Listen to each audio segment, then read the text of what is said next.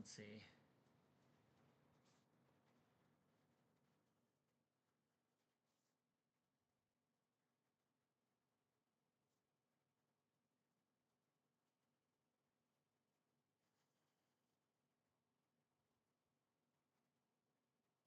Test.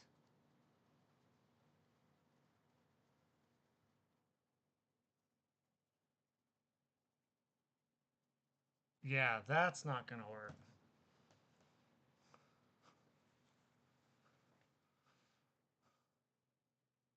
That's not going to work.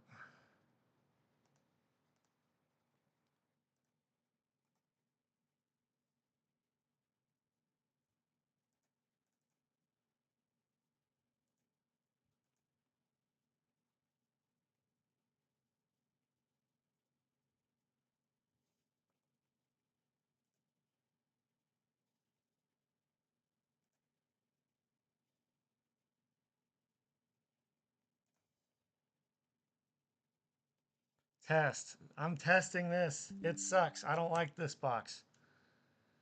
No. What's with this frame up top? I can't move the frame. I guess it's a macro or a program? I don't get it. I don't get it.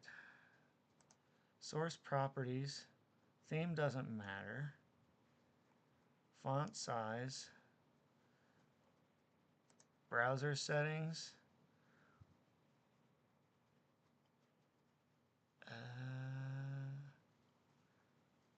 Custom code.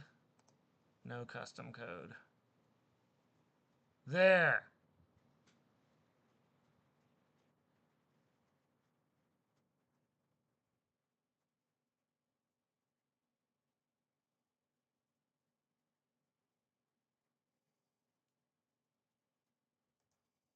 There.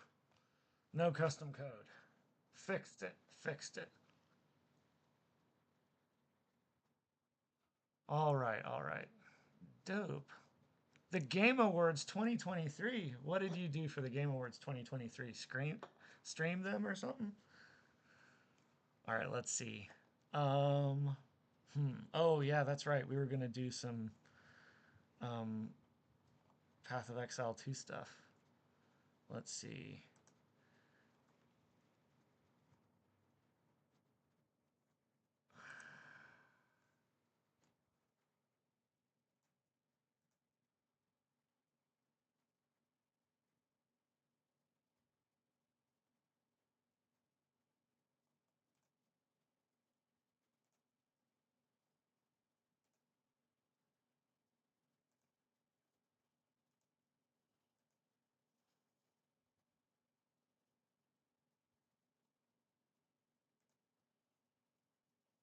That's not right. I don't know.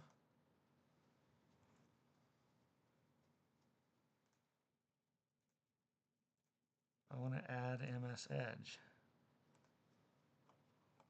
No.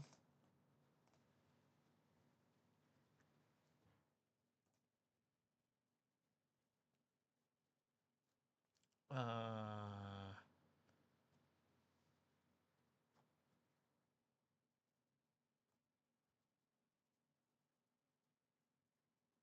I'll just do a screen capture.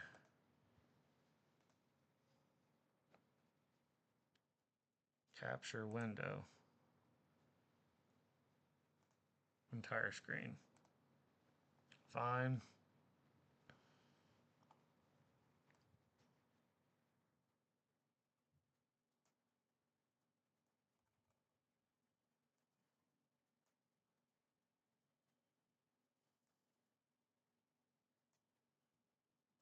Okay.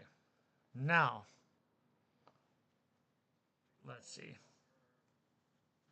Path of Exile 2 introduction. YouTube.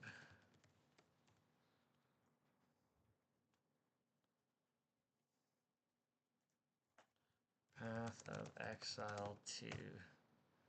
What does it say? Patch preview, patch notes. Before you buy the Ultimate Beginner's Guide, 24 minutes. All right. So, you're interested. Why not? Let's look.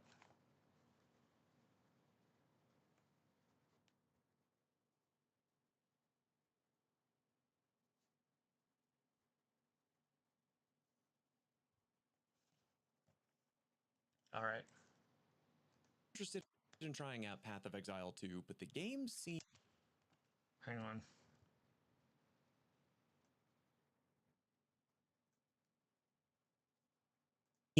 big and really overwhelming. Believe me, I understand. I've spent the last few days grinding the hell out of PoE just to give you today's video. We are going to go over everything I can think of to help new players understand how the game works a little bit better, and we're going to go over all the following topics. By the way, today's video is also brought to you by Path of Exile 2, which actually works out really well for me because I've been looking forward to making this guide either way. The game's out right now in early access. Check it out with your buddies. I recommend it highly, but obviously watch this guide first so you know what you're doing. Grab an early access key down in the pinned comment and check out the full free-to-play version of the game in 2025. Thank you, Path of Exile 2, for sponsoring this guide. All right, let's go. First up, the playable classes. There are technically 12 playable classes in Path of Exile 2, but we only have access to 6 of them right now in early access. Those options are Warrior, Monk, Ranger, Sorceress, Witch, and Mercenary. When the full release of the game eventually comes out in 2025, we'll also have access to Druid, Marauder, Huntress,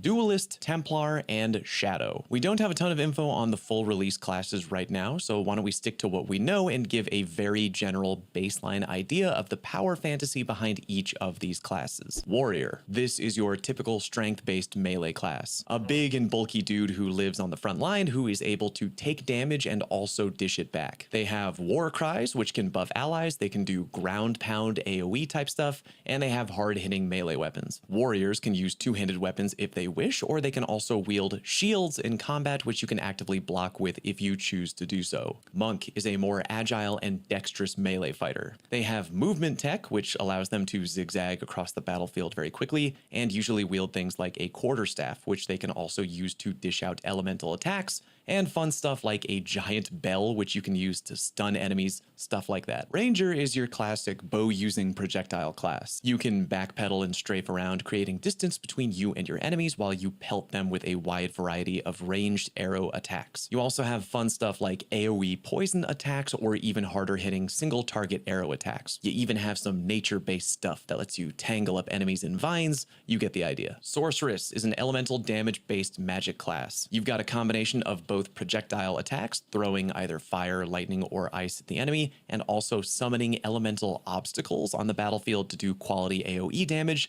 like walls of fire, walls of ice, and other fun stuff like that. Witch is also a magic caster, but more of a summoning class. They raise armies of undead minions who follow you around and do your bidding while you sit in the backfield, putting curses and whatnot on enemies. Mercenary is kinda like Ranger. You use ranged attacks, but instead of a bow, you have a crossbow, which basically functions like a medieval gun. The difference really being that there's no real travel time on any of your shots. They connect immediately. You have different types of ammo and different types of ranged attacks. You got shotgun-like burst fire, freezing ranged attacks, and you can even throw grenades that can damage or stun enemies. Basically a medieval version of the Punisher, and that really isn't a joke. Quick note, there's something we'll get into a little bit later. You may hear it referred to as Ascension or Ascendancy. That's a term you're going to hear a lot in Path 2. The best way I can describe this to a completely new player is basically a subclass, or better yet, a specialization for your class. Again, more on that later. Next up, a basic idea of how combat works, including talking about your HUD. Here we are, out in the wild. A lot of the areas you're going to visit are usually going to be really large. So with that in mind, you'll probably be doing a lot of map exploring. The more you go around any given area, the more your map will reveal as you uncover new areas. Enemies will show up very frequently in groups, and you'll use your skills, aka unique attacks based on your class,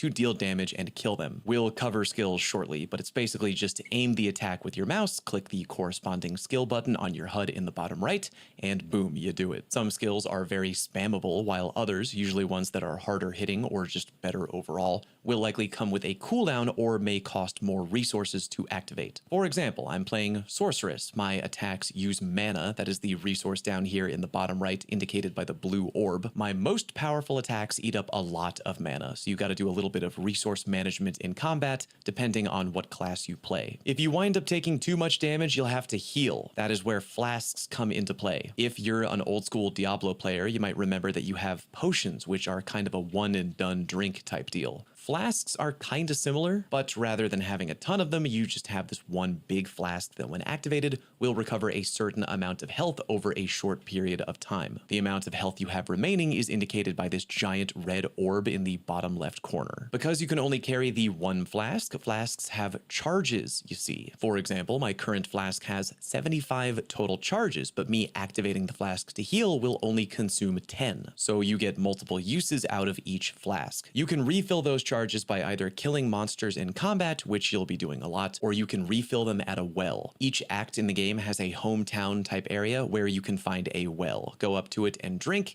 and bam, your charges in your flask will be refilled. I also have a mana flask. Again, I'm playing a sorceress. My magic attacks cost mana, and the mana flask operates the exact same way. If you're wondering what this little light blue bar is just outside of my health meter, that would be my energy shield. If you take damage in combat, your energy shield takes the initial damage, and when your energy shield is completely depleted, then your health meter begins to take damage. Your energy shield will naturally recharge over time, which is nice, and you'll have ways to boost the strength of your energy shield either via the passive skill tree, which we'll get to, or via your gear, which can sometimes have shield boosting perks. In a similar way, you have something called Spirit, which is represented by this thin looking meter over here on the right outside of your mana bar. Spirit is a different kind of resource that you can use for certain passive skills. I have a particular skill I can activate right now, Frost Armor, which runs entirely on Spirit as opposed to mana. Two final things regarding combat. If you have a shield, you can actively block incoming attacks,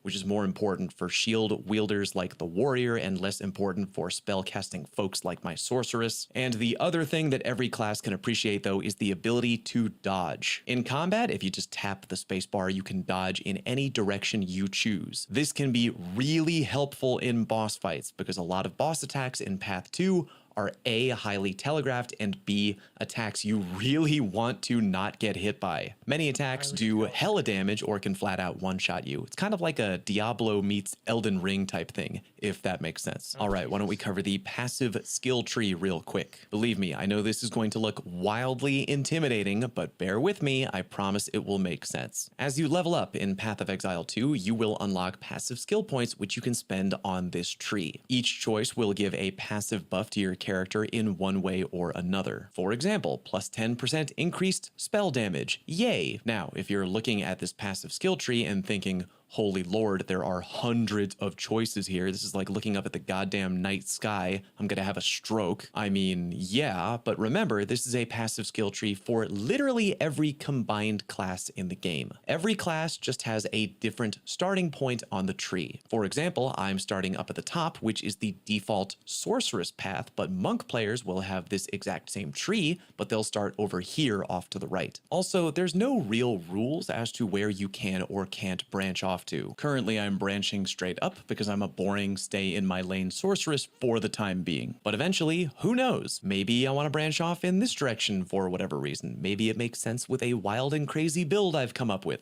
It's really up to you. By the way, you might notice that some of the circles on the passive skill tree are larger than others. The larger options are referred to as notables. In short, they offer better and stronger buffs, so it's usually a good idea to try and build towards those whenever you can. If at any point you think to yourself, these perks suck, I don't like my build anymore, well, that's fine, you can change them. Early on in Act 1, you should meet a character named the Hooded One, who you'll eventually bring back to the nearby hometown, and for a small fee, aka gold, you can respec your passive skill tree one perk at a time. I'm doing a little respecking here right now. I was specced into Energy Shield for a boss fight who was really hard, but I finally beat his stupid ass, and now I'm going to respec these points into something more offense-focused. My sorceress does a lot of cold damage, so these passives that penetrate cold resistance are perfect for me. I'm going to take those instead. Moving on, why don't we talk about something I was very confused by originally, so I'm sure the average brand new player might be as well. We are now going to talk about skills and gems and everything related to gems. In short, gems are how you unlock and customize skills. Again, very confusing to me as a former Diablo player, but I will explain. You see, in many other games, you learn skills or spells or whatever by directly leveling up. Random example, Pikachu hits level 36,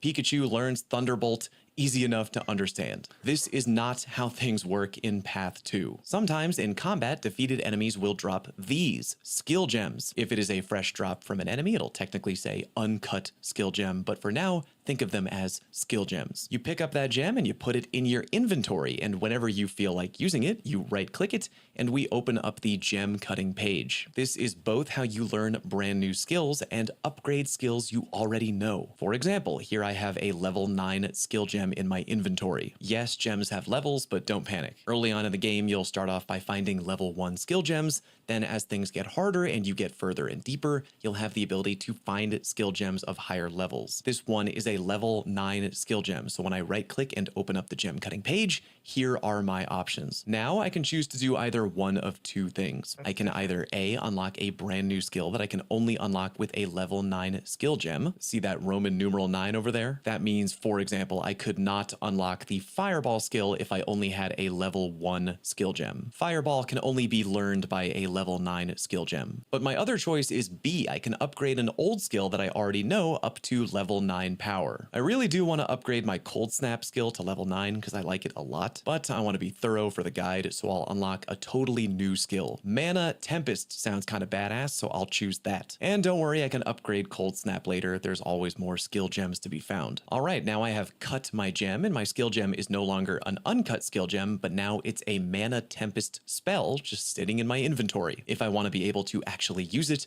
I should add it to my overall list of skills, which I do by hitting G on my keyboard. This is my total list of active skills I'm able to use in combat. I currently have 11 skills at my disposal, indicated by those big gems in the far left column. Technically, 9 of them are from skill gems, and 2 of them up at the top, which have different symbols over in the far left. Those are skills that I can use because I have gear that allows me to use them. For example, Freezing Shards, which again has that unique weapon icon under it. If I open my inventory and hover over my currently equipped staff, yeah, it's granting me the ability to cast that spell. Same thing with my other staff for the Sigil of Power spell. Anyway, back to my skill list. I want to use our new Mana Tempest skill, but again, I don't currently have room. For the time being, I will unequip Orb of Storms and move it back into my inventory. You'll notice that there are 2 other smaller gems next to Orb of Storms. They also detach into my inventory when I de-equip the skill. We'll talk about those other 2 smaller gems in a minute, don't worry. All right, now we have enough room to equip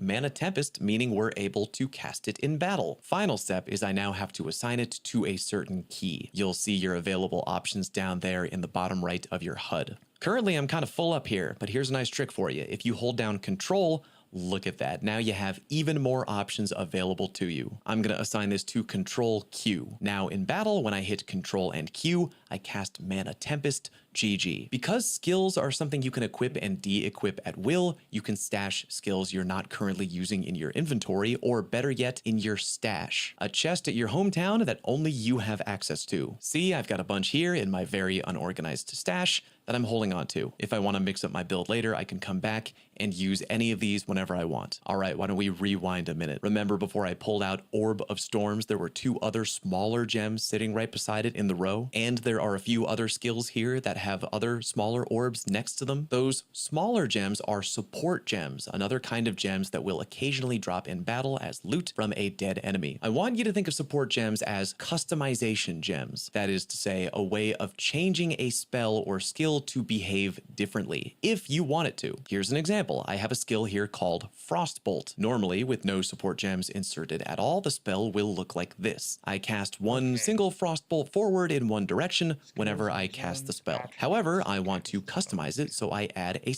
you want. All right, moving on. Something I probably should have covered in the passive skill tree section, but in case people want to search for it directly, I'll give it its own little chapter right here. We're talking about attributes. On the passive skill tree, which you all know about by now, you'll notice that some options look like this. +5 to intelligence. What does that mean? Well, there are 3 core attributes in Path of Exile 2: strength, dexterity, and intelligence. Strength is a key attribute for equipping certain melee weapons. You literally won't be able to wield certain weapons or armor you might find in the field if if your strength is too low. My sorceress doesn't care about not being able to wield a giant two-handed weapon, but your warrior definitely might. It's also directly tied to your character's life, aka the more strength you have, the more life you have. Again, extremely important for beefy frontline fighters like the warrior. Dexterity is important for ranged weapon accuracy. Each point of dexterity you have boosts your accuracy rating, aka a measure of how likely you are to hit things with a ranged weapon attack. Higher dexterity also means higher evasion in combat. If you don't know what evasion is, no, it isn't the in-game dodge mechanic I showed you earlier by hitting spacebar. Evasion, basically, is a chance that any incoming attack will literally just not hit you and deal 0 damage. As you can imagine, the monk and the ranger both really appreciate dexterity because they're not as bulky as the warrior and enjoy not getting hit. The ranger also appreciates dexterity for ranged weapon accuracy in general, of course. Intelligence is tied to mana and spell casting. Basically, each point of intelligence will raise your mana by 2. The sorceress and the witch both really appreciate this because them ladies be spell casting 24/7. Like other gear in the game, certain gear can only be worn if you have a high enough intelligence. My current chest armor requires a 34 intelligence to equip, which thankfully my sorceress has. I really need that because my armor regenerates my life and gives me a better energy shield, which again, I need because I'm a frail, thin, back of the map sorceress. Alright, on the subject of your gear, why don't we talk about your inventory? Clicking I brings up your inventory, and why don't we take a look around? Up top, this is all the gear you have equipped. You can have 2 weapons, more on that in a minute,